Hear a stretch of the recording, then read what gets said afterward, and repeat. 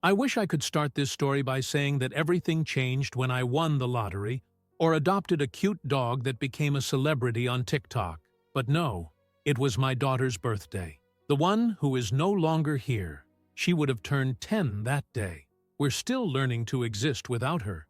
And when I say us, I mean the little world that's left. Me and my 14-year-old son, my fellow mourner, my boy who has more empathy than many adults who fancy themselves holistic therapists. He left the house that day with a rose in his hand and his eyes full of water. The idea was simple.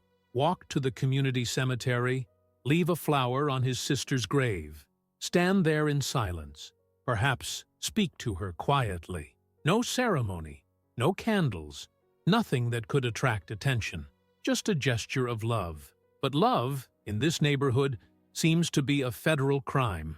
And that's when this woman, who to this day thinks she's the unelected president of suburban good manners, entered the scene. She was there, across the street, with that damned clipboard that never does anything but threaten the neighbors.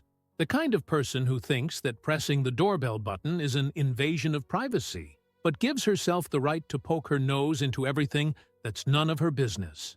When she saw my son approaching the cemetery with the flower in his hand, she reacted as if he had a grenade. The scene that followed is worthy of a bad Mexican soap opera. The woman crossed the street like a lost soul, shouting something about unauthorized decoration. I wasn't there, but I heard later that she used the term with the greatest naturalness in the world, as if it were absolutely logical that a boy couldn't put a rose on his sister's grave because the aesthetics of the memorial were at risk. Yes, you heard right.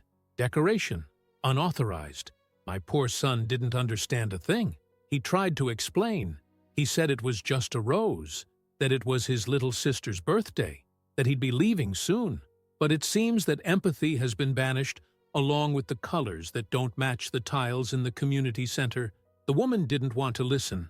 Instead, she called the HOA security guards because, yes, this neighborhood association has private security, armed guards. All this to protect what? The plastic plants in the windows? They took my son. They took him to the association's guardhouse as if he were a delinquent. They locked him up for almost an hour, without telling me, without calling the police, with absolutely no protocol that would fit in with anything remotely legal. He stayed there, sitting on a plastic chair, listening to this woman talk about order, regulation, and preserving the common space. She spoke as if she were giving a lecture at Harvard, except that the audience was a 14-year-old boy, trembling with fear and holding a photo of his sister in his pocket. Nice, right? When I arrived, because a neighbor saw the scene and called me in despair, I had to restrain my instinct to knock down that gate with the force of hatred. My son was white, pale, crying quietly, and this woman, with the cleanest face in the universe, told me that it was all to ensure the integrity of community norms. I swear to God, I thought it was a prank, but it wasn't. And it was there, looking at the face of the person who arrested my son for putting a rose on a grave, that I realized some people cross the line. But her? She dug a hole so deep that not even a fire department ladder can save her. I went home with my son and called the police. I told them everything. The response was lukewarm. Because, you see, the HOA has a certain amount of autonomy, and you need to check the details of the condominium bylaws. That answer made me choke. Autonomy? To kidnap a child? That's when I decided to go further. I started recording. I took photos. I gathered documents, spoke to other residents, and I discovered a pattern. Other mothers had already had problems with this woman. Flowers snatched, condolence notes confiscated, candles thrown away. And in at least 3 cases, she had threatened children saying that they were violating the landscaping code of the rest area. My blood boiled. But it was also a wake-up call. This wasn't just a local problem. It was a violation of rights, an abuse of authority masquerading as community zeal. What's more, arresting a child without authorization, preventing contact with parents, intimidating a minor.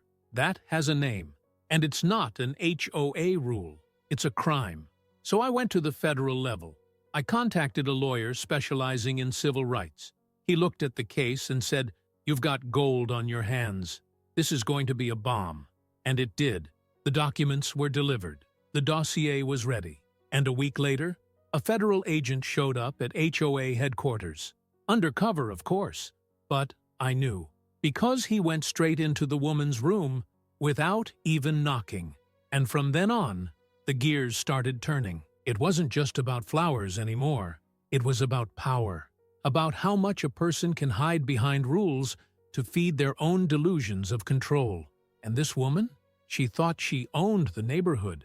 She could decide who could cry, who could remember, who could love.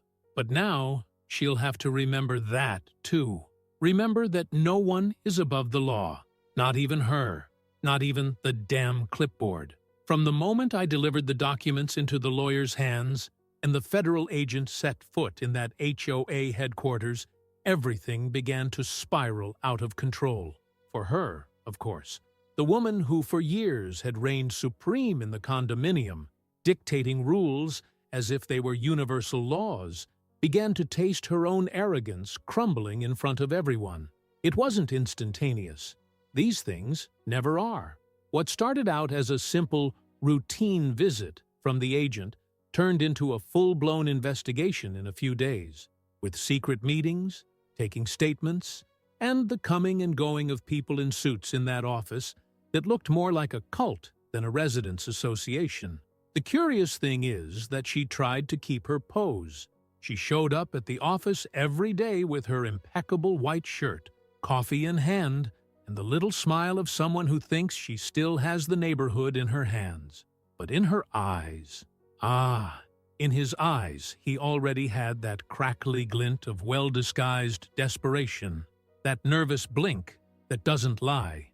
The neighborhood began to realize that there was something strange going on. Not that she was exactly sweet. Everyone already had a history of shenanigans with the moral president. But what nobody knew was the depth of her obsession. Everything that seemed exaggerated was now beginning to reveal itself as dangerous. One afternoon, a man from up the street came up to me, a little embarrassed. He told me that he had been threatened by her for months because she kept her garden in bloom and that could cause envy. Another neighbor, recently widowed, revealed that she had to remove all the letters that friends left on her husband's grave because it visually polluted the sacred space. The woman controlled the community cemetery as if it were a luxury art gallery, but only if it was dead art, without color, without soul, and, above all, without feeling. With every new story I heard, I felt angrier, not just for me, not just for my son, but for every single person who had been silenced by this mad woman disguised as a janitor of good taste. The HOA's bylaws, that ridiculous little book she handed out as if it were a divine constitution, became the subject of an investigation, and it wasn't long before they discovered that it had been, shall we say, creatively edited. The original statute, the real one, the one approved by the condominium's foundation, never mentioned rules for the visual management of a funeral memorial. There was never anything about a maximum limit on decorations in a communal rest area. That passage, which was used to justify my son's arrest, was added in a rules adjustment that she herself approved, signed, and distributed without anyone noticing. The signature? Forged. The official stamp? The official stamp? This small detail became an avalanche. What was once just a moral issue became a legal bombshell. Now the woman was being investigated for document forgery, abuse of authority, and, most seriously of all, kidnapping a minor. Because yes, keeping a child locked up without authorization and contact with their parents, even for an hour, is kidnapping. Even more so when it involves emotional coercion and attempted indoctrination disguised as correction. Of course, she tried to defend herself. She called a special HOA meeting full of confused neighbors to clear up misunderstandings. She climbed onto the makeshift stage in the event room with a microphone attached and tried to paint the situation as a simple interpretive misunderstanding between neighbors in good faith. Only this time, no one was buying it. The arrogance that used to mesmerize became a joke. The woman who was once feared was now just pathetic, a caricature of herself trying to convince an audience that had already woken up from its trance. "Everything I did was based on the regulations," she insisted, her voice slightly shaky. And it was at this point that one of the federal inspectors, who was watching quietly from the back of the room, opened his mouth for the first time. "Are you referring to the regulation that you amended on your own, without public record, and with forged signatures?" Silence. One of those crushing silences. A silence that makes your spine freeze and your sweat run cold. Nobody moved, not even her. For a moment, time stood still. Then came the reaction, the restrained giggles, the whispers, the crossed eyes. Her morale, already crumbling, turned to dust at that moment. But she still refused to fall. She kept smiling. She carried on pretending. Because certain people can't accept losing the stage, not even when they're being forcibly pulled backstage. The news spread faster than a gossip with a megaphone.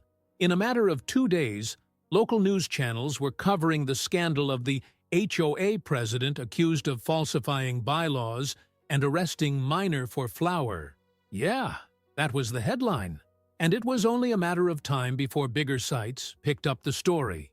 Articles started popping up with terms like residential micro-dictatorship, landscaping tyranny, and the lady with the forbidden flowers. The internet is unforgiving. And the woman, who used to love to control what her neighbors posted on their networks, was now the new national meme. The most ironic thing? She always said she just wanted to maintain order. She just wanted to preserve community standards. But in trying to erase any trace of humanity, she ended up revealing just how inhuman she was. And now, with the FBI on her tail and the whole neighborhood wide-eyed, the only thing she could do was hide behind closed curtains, because the mask fell and the whole world saw. And my son? Well, he still has nightmares. He still wakes up scared, thinking that someone is going to knock on his door with a clipboard and accuse him of some new emotional crime. But now he knows that the world can react too, that we don't have to bow our heads to a neighborhood tyrant, that our family's pain will no longer be treated as aesthetic pollution. If she thought she could control everything, maybe now she's discovering that there are some things that even the HOA can't control, like the truth or justice. I don't know exactly at what point she went from insufferable control freak to national security case, but it was pretty quick. The woman who a few weeks ago was screaming about a flower was now being called a community risk in a preliminary report. I received a copy. Unofficially, of course, no one hands out federal documents with a gift tie, but let's just say that one of the investigators had a sense of justice as keen as my indignation. In this report, things were serious.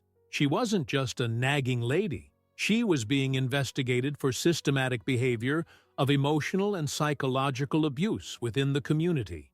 Fine stuff. The kind of insanity that goes unnoticed for years, precisely because it hides behind the facade of zeal. But when you put the pieces together, the mosaic is chilling. Investigators discovered that she maintained a private monitoring system in public areas of the condominium. Cameras were hidden in lampposts, fake plant boxes, and even inside the water fountain in the square. All paid for with HOA funds, of course. Registered as a landscape security project. Creative, you can't deny it. The woman was spying on her own neighbors with a system more elaborate than many police stations. And her justification? To prevent irregular activities. Irregular like what? A child putting flowers on his sister's grave? A dog peeing on the sidewalk? An old man watering his plants outside the hours stipulated in the month's pamphlet? And it didn't stop there. She also kept a physical file with information about residents. She even gave the file a name. Residential Control File. Yes, that was the title. There were files on everyone. Habits, shopping patterns, departure and arrival times, religious preferences, political opinions, even the brand of toilet paper some people bought was there. She monitored the neighborhood's delivery orders and wrote them down. The FBI report called this behavior indicative of social paranoia with deviance from community control. I called it crazy. But anyway, one detail caught my eye. She knew that my son liked to leave flowers for his sister. It wasn't a coincidence. It wasn't a spur-of-the-moment thing. It was premeditated. She waited for his birthday, she knew he'd be at the cemetery, and she acted as if she were catching a mouse in a trap. Because for her, any act of emotion was a threat.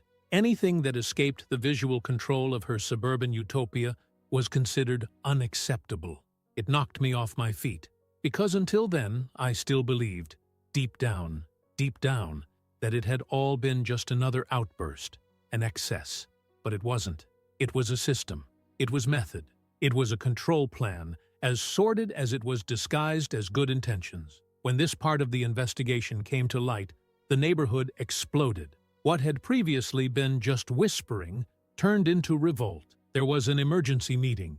People crying, people screaming, fathers and mothers recounting episodes that, until then, they had swallowed in shame. A boy from another block said that she had thrown away the drawing he had left on his grandmother's grave, saying that it polluted the sacred space. A lady showed photos of the flowers plucked from her husband's grave with a note attached, "Decoration in disagreement with the Green Memorial Guidelines." It was all very sick, and everyone, in one way or another, had fallen victim to it. But no one had had the courage to report it, out of fear, out of convenience, or because they simply didn't know they had that right. The HOA seemed untouchable. It seemed like the law. And now, there she was, in the eye of the hurricane, trying to keep her heels while the ground turned to mud. One morning, when the sun rises angrily, I saw her walking down the street with that same clipboard. Still, the clipboard, the damn clipboard, as if nothing had happened. As if she wasn't being investigated by a federal agency, as if the world was still hers. I took a deep breath. There were people who wanted to go up to her and shout, throw paint, rip the clipboard out of her hand. I didn't. I wanted her to feel the weight of contempt. She walked past my house and pretended not to see. She pretended so hard that she tripped on her own sidewalk. She didn't fall. She still had enough balance not to lose her pose. But the stumble was symbolic. The stumble of someone who thought the world was her backyard and forgot that backyards have boundaries and fences. On the same day, the official notification arrived. The HOA's headquarters would be temporarily shut down. The files were being seized, the meetings canceled, the fund frozen. The investigation was now public, and the residents would be invited to give evidence. There was a silence right after that felt like the neighborhood was holding its breath, as if no one wanted to say anything too loudly, for fear of waking the monster too soon. But the monster was already awake, and this time it was no longer protecting a plastic flower in a concrete vase. At the end of that week, she was summoned to officially testify. I tried not to celebrate. That's a lie. Yes, I did, with coffee, cake, and an aggressive post in the condominium group with the caption, "Some days flowers bloom even in the middle of concrete. Thank you all for your support." Simple, elegant, debauched. Just the right tone. She left the house escorted. It wasn't prison yet, but it wasn't freedom either. It was that limbo where the mask begins to weigh down and the world no longer buys the theater. The neighbors' cameras recorded it. The video went viral. The woman who once controlled the length of other people's curtains was now having her own life scrutinized on national television. And look, I didn't even get to the part about the FBI going through her emails. I haven't even begun to talk about what they found on her computer. Because, honestly, that deserves its own section. A chapter worthy of the tragic soap opera that this woman has created in the name of landscape decorum. But I already knew one thing. The garden of traps that she had tended with such zeal was about to bloom, and the perfume was going to be unbearable for her. It took 3 weeks for the world to discover what was inside that woman's computer. When the agents took the equipment from the HOA headquarters and her house, many people thought it was an exaggeration. Those neighbors who still believed in misinterpretation, who preferred to say that it was all just an old woman being, too controlling. But after the forensic experts finished their work and the first reports came out, the term controlling became a kind word.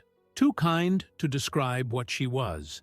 She had spreadsheets, yes, countless ones, with the names of residents, their children, school leaving times, attendance at meetings, behavior at assemblies.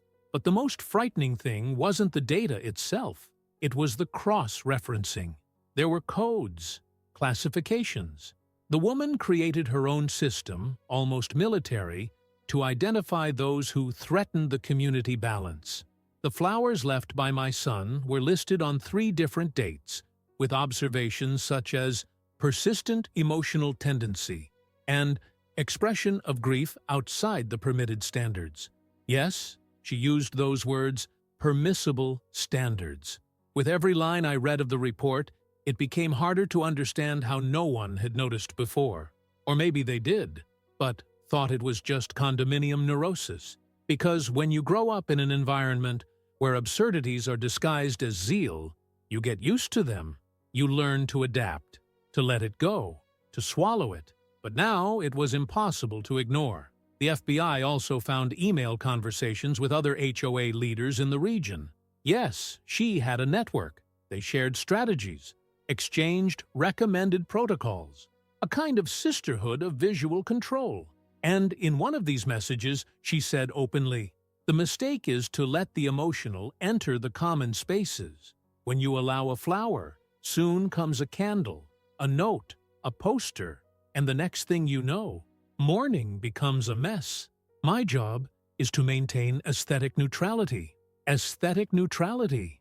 Nobody knows for sure the moment when she completely lost touch with reality. Some say it was after the death of her husband, who is also buried in the same cemetery. Others think it was before that she was already like that, but found in the HOA the perfect stage to perform her favorite play, being the only one allowed to decide what is worthy of existing.